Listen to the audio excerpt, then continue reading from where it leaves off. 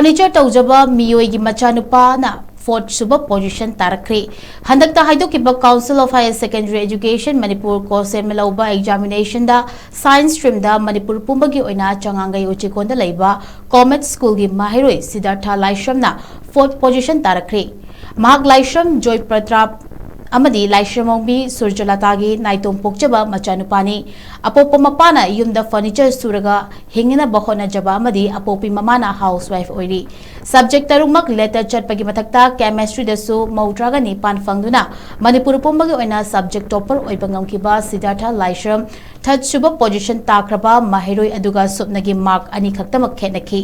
mahaki schooling ki matangda palladuna haikibada mahak class LKG dagi class 6 fawba Assam Rifle School Thobal da tamlaki class 7 dagi class 10 fawba Pitambara English School da tamlaki Siddhartha Laishram IAS officer ama oiba pamlabasu graduation gi matang asida general line chatpagi mahuta NEET tharaga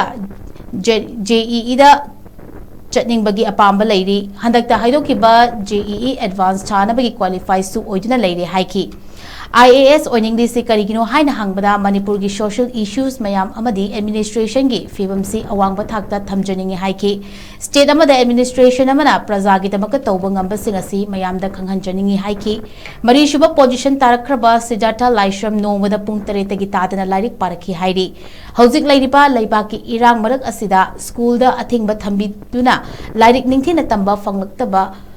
asi yamna nuaijade haiki satragi oinadi school gi oja singna lairi takpiba khakta natana thaksi kasi kaya su takpirakpanina tungda hagolakliba Mahiroi kayada thaksi kasi walak kadrana mipaiba faujai haiki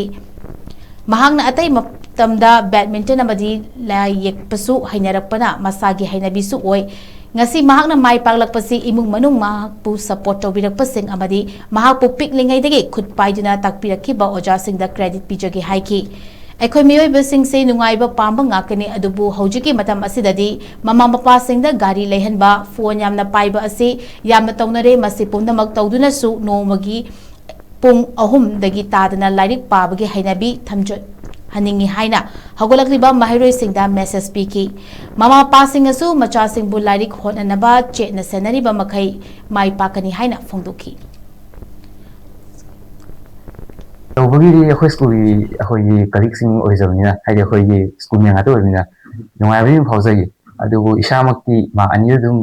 third position je hawja kitang demdi nungaijai aije tasingmudi IAS oizani mani ado aziki graduation ni matang sida aije junior line chacha de mahuta ni NEET na chaga Z da chacha gen khanmani handaki April session gi Z da zo nga haidok sa reba adazu aije 88% ta chacha ga Z advance ha no qualify to zareba Nitse tang ni get 3 da lezari adu gi do amu hadu gi mata hase school hostel da lezari kan hona zari aije anga gi na haidi akhoi gi Manipur gi social issues kumba mayam se si jang ning zai eba aidi akhoi gi Manipur da lezari ba akhoi administration fi rom se si ring ning wa di akhoi gi fi rom jam na tasing hayamti yamna wangbo is rasu mayai wa di lezari ba si gi fi rom se yam le aya wangbo thak atopa state sing gi henga ja hani ba akhoi miyam da akhoi state amana akhoi leizariba administration leizari mi sing na tawbung ba habase miyam khuni da khangan jani mu ya pa masu leizari sha aije lai pa sha ni pungse